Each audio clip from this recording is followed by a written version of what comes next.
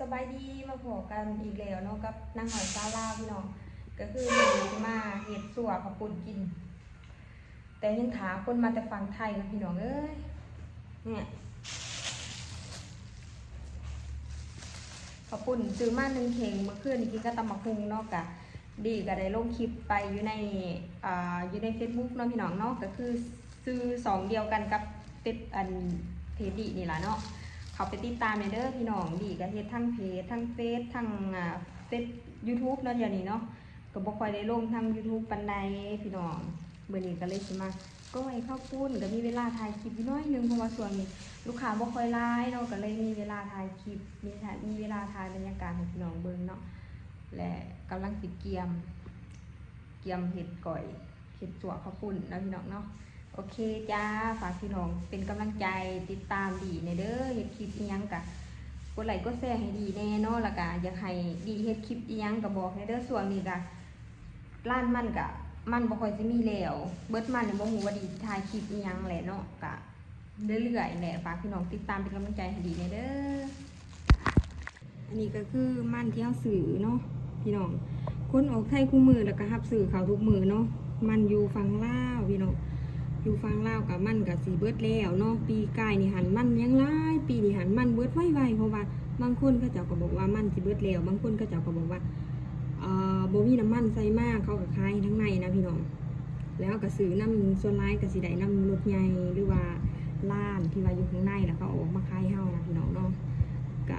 ประมาณนี้เลยพี่น้องยังบ่ฮอดสงกรานต์สามมันสิเบิดเลยพี่น้องเอ้ยน่าจะได้ปิดร้านไว้แล้วก็น่าจะได้ปิดก่อนกำหนดที่ว่าว่างไว้ว่าสิปิดให้นะพี่น้องเนาะยังได้กะฝากเป็นกำลังใจติดตามดีในเด้อทุกคนเด้อว่าดีเจ็ดคลิปอีหยังต่อไปเนาะ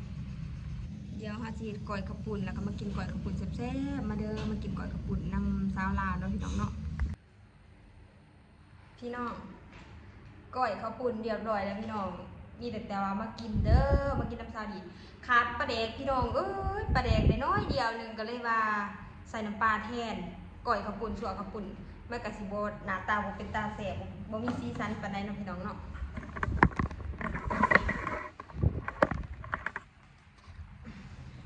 แต่กะสิมากินให้พี่ให้น้องเบิ่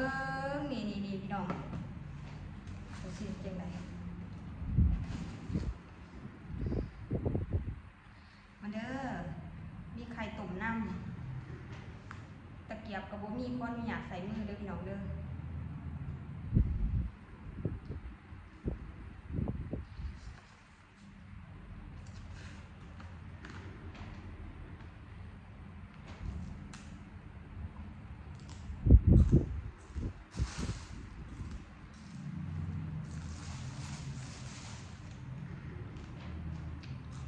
แสบดีเลยพี่น้องเชียงกับเชียงพัดลมยังเนาะแบบเชียงอยู่ในกระกล่องเพราะแห้งแล้วยังมีพัดลมอีกขออภัยด้วยพี่น้องเด้อบริเวณถือไม้มาไม่มีหอมแคบหู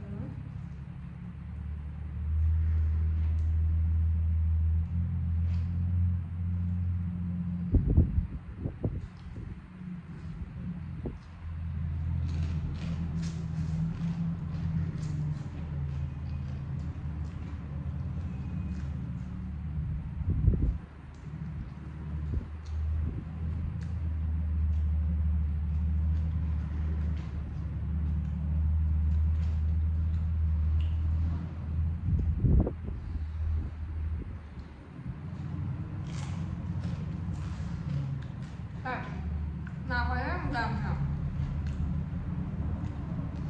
มีสลัดน้ำได้เหมือนนี้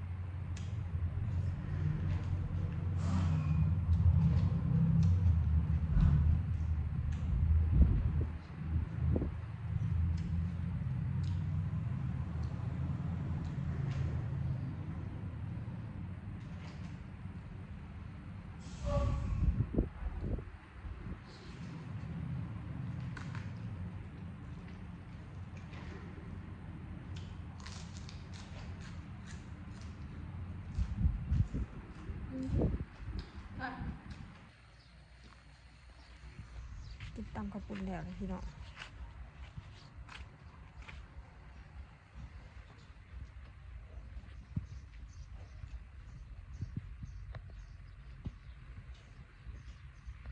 ตอนนี้ก็ประมาณ5 โมงแหละอย่าใส่พี่น้องเบิ่งกองมันขาดว่าสิได้เมื่อก่อนสงกรานต์แต่บ่ฮู้ว่าสิได้ปิดมื้อใดนะพี่น้องมันก็มาเรื่อยๆอยู่แต่ก็บ่หลายเนาะส่วนมันน้ำสว่านบ่ค่อยมีเลยจังว่าบ่แน่ใจว่าสิได้ปิดมื้อใดลูกค้าก็ถามขนาดว่าปิดร้านมื้อใดปิดร้านมื้อใดอันนี้ก็ยังบ่แน่ใจคือกันเพราะว่าเฮียก็บ่ได้ว่าให้ปิดหรือว่ายังบ่มีกำหนดเลยมีแต่ว่าคันมันสิเบิดก็คือปิดคันลูกค้ามาเรื่อยๆก็ยังซื้อคือเก่าหันนะพี่น้องมันเฮาประมาณ300 กว่าตันเนาะก็ฟังเบิ่งอีกมื้อแรกว่าสิมาอีกคันเดิมบ่ฮู้ว่าสิมาหรือบ่เพราะว่าราคาก็ลงแล้วก็แต่ละร้านนั่นปิดหลายร้านได้แถวหน้าร้านนี่ปิด3 ร้านได้บ่ฮู้ว่าเฮียสิลงราคาอีกหรือบ่หรือว่าอยู่ทางไทยลงราคาบ่บ่กับบ่ฮู้คือกันเนาะบ่แน่ใจแต่ที่แน่ๆคือมื้อนี้ปรับลง50 กีบมืดตื้อๆเลยพี่น้องปิดร้านแล้วเพราะหน่อยนั่นแลนล่ะปิดร้านแล้วพี่น้องโอ้ยอากาศแบบดีแห้งส่วนค่ำก็จะประมาณนี้เดี๋ยวสิพาเบิ่งกองมันมื้อนี้ปิดไว้แห้งเป็นยังจังปิดไว้รถทีนัดสิมาแล้วมาบ่ได้พี่น้องรถเพ่เลยกะราคามื้อนี้หันราคาลงก็สิว่าได้ราคาลงแบบกระทันหันลูกค้าที่นัดไว้บางคนเขาก็บ่มานี่เสียนะแบบแต่ก็บ่แน่ใจเนาะมือหลังจากมื้อนี้ไปกะน้ำมันก็อาจสิลงอีกก็บ่ฮู้คือกันเนาะนี่พี่น้องกองมันป้อผาเฮามีคันสุดท้ายมันลงอยู่นี่เป็นรถหน่อยอันเด้เนาะพี่น้องเนาะโอ้ตื่นบ่แม่นเดือนโอเคจ้าพี่น้องเดียวไปหาเห็ดกินเห็ดยาก่อนบัดนี้มื้อนี้ปิดไว้6 โมงเลยปิดแล้วบันส้มบันซีเรียบร้อยเบิดแล้วพี่น้องมีแต่เตรียมกินข้าวกินน้ำนอนบัดนี้ส่วงนี้ลูกค้าบ่หลายก็สบายอีกอย่างหนึ่ง แต่มันก็บ่คักเนาะซื้อมันบ่ค่อยได้มื้อนี้ก็ได้จักตันวะได้ประมาณ100 กว่าตันเท่านั้นเนาะประมาณ3 ผวงนะพี่น้อง3 ผวงกลัวโอเคเดี๋ยวมาเบิ่งกันว่าเขาสิได้ยังกินเนาะก็สิได้โมโหว่าพอบ้านเพิ่นลงตลาดไปบ่เนาะลงตลาดซีนทอนแล้วก็มาเฮ็ดกินเดือดที่ตกเย็นมาตำมะฮุงพี่น้องมะฮุงเรือเมื่อคืนนี่เด้อได้อันนั้นในมะฮุงเมื่อคืนนี่กินแล้วกับปิ่งปลาเค็งเมื่อคืนเนี่ยค่ะแต่ว่ามื้อนี้หันสิเอามาคุงที่เรือเมื่อคืนนี่มาตำกินกับปีกหมูปีกสีหมูกับหนาละสื่ออันนั้นยำหมูมาพี่น้องอยู่ตลาดยำแบบยำเกลือนนี่แหละแต่ว่าจะมากินกับตำบักหุ่งเนาะตกเย็นมาเลิกเบียดเลิกงานพี่น้องหาแนวอยู่แนวกินจักสิกินยังแต่ละมื้อ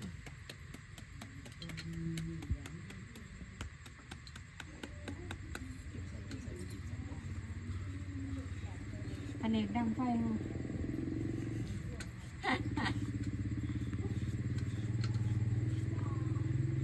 มากินตำบักหุ่งเด้อตรงบรรยากาศที่ร้าน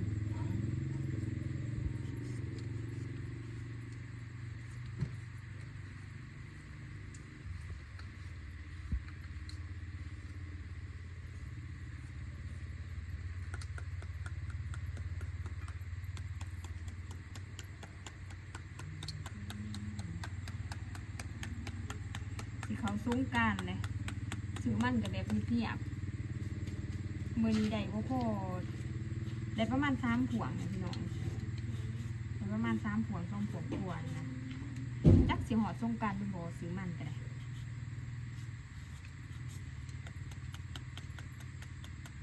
โอเคเดี๋ยวถามไปเบิ่งตอนตำกันแล้วเนาะท่าดาหอดหองเรียบร้อยแล้วพี่น้องกินข้าวกินน้ำแล้วโอ้ยพี่น้องกินตำบักหุ่งเหมือนนี่ค่ะกินตำบักหุ่งแบบเผ็ดจีกประเดกพร้อมบริทายคลิปให้พี่น้องเบิ่งพี่น้องคนจำมันเต็มเราก็เลยบริทายกดแล้วล่ะกะ พ่อตั้งแต่ลินไปในระยะหนึ่งแล้วเนาะถ่ายไปในระยะหนึ่งแล้วความจำเต็มจบก็เลยกำลังมาเคลียร์พื้นที่แล้วเรียบร้อยแล้วพี่น้องเสียดายคลิปก็เลยเป็นคลิปที่1 มื้อที่บ่สมบูรณ์แบบเลยเนาะพี่น้องเนาะเฮ็ดจะได้บัดนี้กะเดี๋ยวสิมาหลังจากเลิกงานแล้วเนาะเดี๋ยวสิมาเฮ็ดอีหยังต่อเพราะว่าก่อนสิอาบน้ำดีสิเฮ็ดหยังเนาะพี่น้องเนาะเดี๋ยวตั้งกล้องดีก่อนมาดิอุ๊บนี่ใส่ค่าตั้งกล้องก่อนมานึง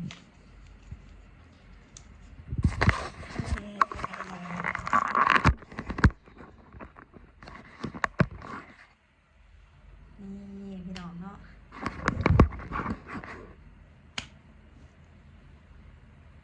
โอเคเดี๋ยวแกะเสือก่อนแล้วก็สีอันนั้นแต่ละมือดีลงเสือนี่ประมาณ2 ตัวเนาะตัวหนา2 ตัวตัวหนาแล้วก็กางเกงกับบางมือก็2 ตัวได้บางมือก็ตัวเดียวเลิกงานแต่ละมือก็สิประมาณนี้นะพี่น้อง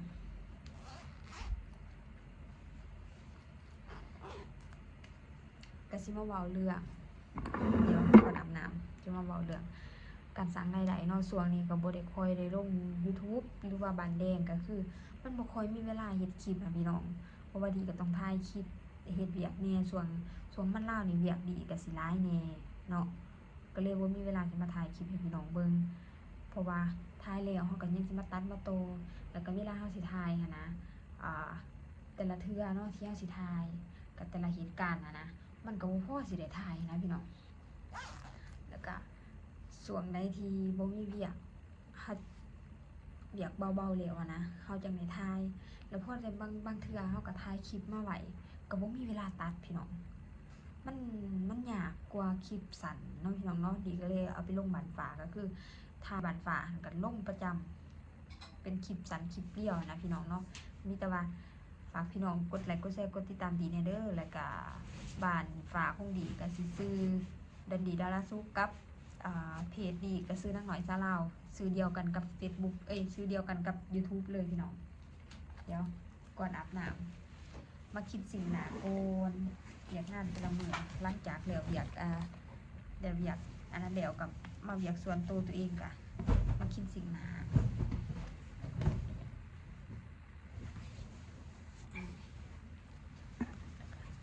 สิ่งหนาเนาะก่อนจะอาบน้ำพี่น้องช่วงนี้อากาศร้อนดูแลผิวกะจักสิซ้ำได้ก็ดูแลอยู่แต่มันกับบ่ทั่วบ่ถึงพี่น้องบ่แม่ซิวก็ขึ้นได้นี่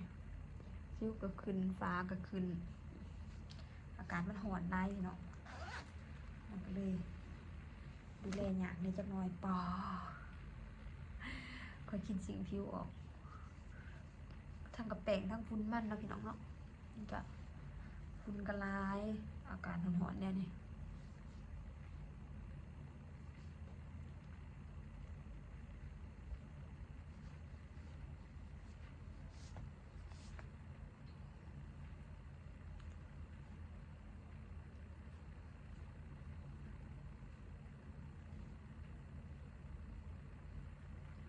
เก็บสิวเป็นก็เป็นดำแม่เอ้ย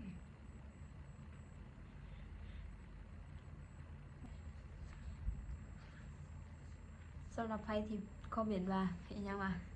FC ว่าบ่มีมันไปขายให้ก็มาไปอันนั้นไปหาบ่ได้บ่ได้อยู่จ้ามาเด้อมายามเช้าลาวเด้อพี่น้องยินดีต้อนรับมีไอ้หนึ่งนะ FC เป็น FC ใหม่นี่แหละพี่น้องไอ้แล้วน่าจะเป็นคนไทยนี่แหละแต่เป็น FC ใหม่แล้วคอมเมนต์เกือบจะว่าทุกคลิปแล้วตามเบิ่งแล้วคือสิเลือนไปเบิ่งคลิปเก่าๆแน่แหละแล้วก็คอมเมนต์มาเกือบจะว่าทุกคลิปเนาะก็ขอบใจไอ้หลายๆเด้อแล้วก็ว่ากำลังยินคลิปแล้วก็ว่าเบิ่งไปแล้วก็เพิ่นไปนะพี่น้องเนาะขอบใจหลายๆคิดสิ่งนี้หนายังเรียบร้อยแล้วก็จะไปอาบน้ำนะพี่น้องเนาะก็คลิปนี้ก็สิประมาณนี้แหละเนาะบ๊ายบายพบกันคลิปหน้าเด้อพี่น้องเด้อฝากพี่น้องกดไลค์กดแชร์กดติดตามซาวดีเพื่อเป็นกำลังใจเจ้าดีกะกดแชร์เด้อพี่น้องเด้อไพ่มักคลิปใดๆอยากให้ดีเฮ็ดคลิปใดๆกะ สามารถบอกได้เด้อบ๊ายบายบอกกันคลิปหน้าจ้า